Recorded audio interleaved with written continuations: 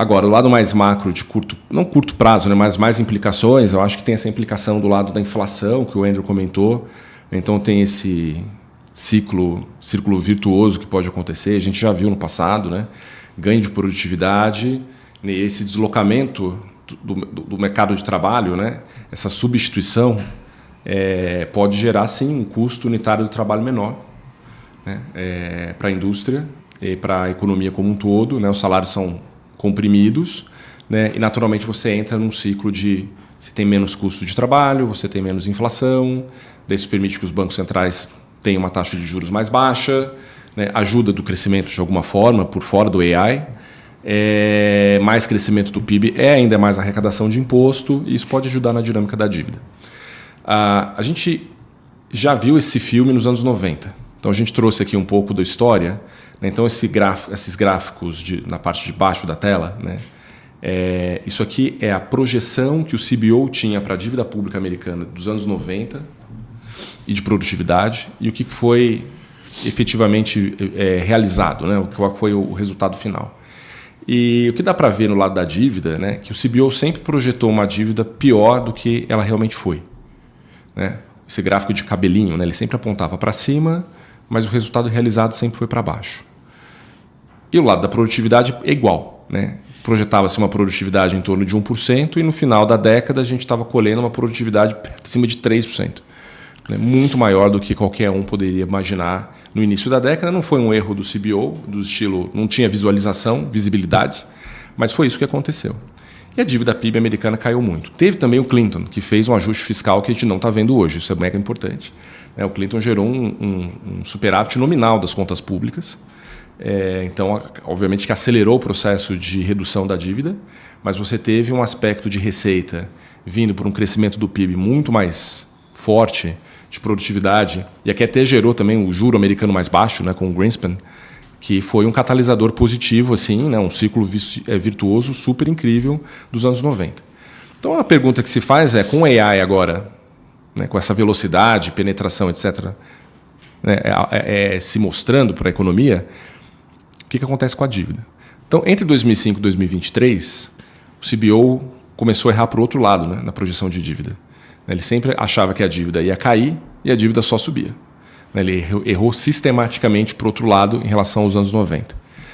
Esse é o ponto do slide inteiro aqui, né? Porque a gente está acostumado a viver nesse mundo que o CBO fica projetando uma dívida PIB razoável e no final das contas é sempre pior.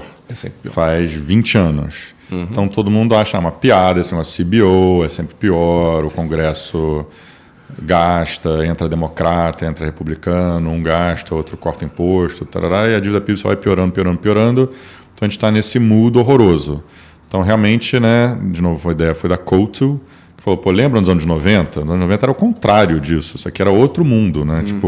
A gente foi lá atrás e pegou os dados e criou e mostrou exatamente o que o Fenório falou, né? A produtividade sempre foi para cima e a dívida PIB sempre foi melhor do que o esperado. Será que a gente está entrando nesse mundo que era o que tinha nos anos 90, que é bem diferente do que a gente está vivendo hoje? Então, de repente, todo mundo que está aí falando que o fiscal é horroroso e compra ouro e o mundo vai acabar, etc., pode ser os mesmos caras que estavam falando que ia ter hiperinflação depois da Lehman e, na verdade, teve inflação baixa, né? Então, acho que sempre bom, né, manter isso, ter um contexto. A mente aberta, né, para choques. Eu acho que está acontecendo um. Eles têm vários esses cenários aqui, 0,5%, 0,9%, é o choque de produtividade em relação ao que o CBO projeta. Tá? O CBO projeta 1,70%. Tá a tabelinha aqui embaixo para quem quer ver granularidade. Então você pega meio ponto a mais de produtividade e joga no modelo e vê o que acontece, mantendo a política fiscal paradinha. Tá? Que são papers específicos, né, que tinham esse tipo de assumption. Né? Tem vários papers que tentam projetar qual que é o ganho de produtividade nos próximos anos. Tá? Daí a gente fez uma pesquisa e encontrou lá alguns modelos e algumas contas. Né? Então você tem gente muito pessimista que acha que não vai ter ganho de nada, mas daí então é o cenário do CBO, até ganhos um pouco menores de 0,5% ao ano, que já não é pouco, até casas super otimistas com 2 pontos, né? A produtividade dobra em relação ao que é o estimado. né? Porque a penetração de AI vai ser assim, boçal e você vai gerar um crescimento que você não está conseguindo imaginar. Que seria o que rolou nos anos 90, né? Eu não sei, eu até acharia que a AI pode ser maior do que isso, né? Pois é. Então, acho que é interessante ter essa mente aberta, né? Então, se você tem meio ponto a mais de produtividade ou 2 pontos a mais de produtividade e mantém a política fiscal exatamente como foi aprovada, tá? Não mexe nada em receita e despesa, você consegue ter um movimento de dívida PIB de pelo menos estabilização no nível atual, até de queda. Claro, as coisas no futuro eles podem voltar a gastar mais, está tendo mais receita, então gasta-se mais, até para você compensar o trabalhador que está sendo deslocado, e daí você nunca diminui a dívida. Isso aqui é um jogo, né, é um jogo interativo, mas essa simulação não é. Tá? Então, só para ter a mente aberta de que o choque de produtividade de AI pode gerar repercussões positivas de dívida. Mas você tinha um ponto que a gente acabou tirando, né, que era aquele sensitivity lá, que na verdade poderia ser até melhor. Né? Qual que era a lógica? A lógica é se você, com um choque de produtividade você derruba o juro real neutro, daí a taxa de juros pode ser menor do que o mercado estima hoje, e daí a dinâmica da dívida tem uma perspectiva melhor, porque o financiamento cai. Assumindo que os juros é alto e se mantém nesse juro alto. Se a gente voltar àquele outro slide que a inflação pode ser baixa, salário não sobe tanto, por causa de produtividade, a gente pode ficar num mundo de juros bem mais baixo do que a gente está imaginando, que aí a dívida PIB cai mais ainda. Né? Então, exatamente. Parece um negócio maluco, né? Mas a dívida PIB, né?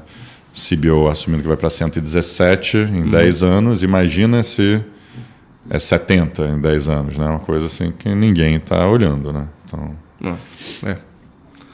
É bem interessante essa tese.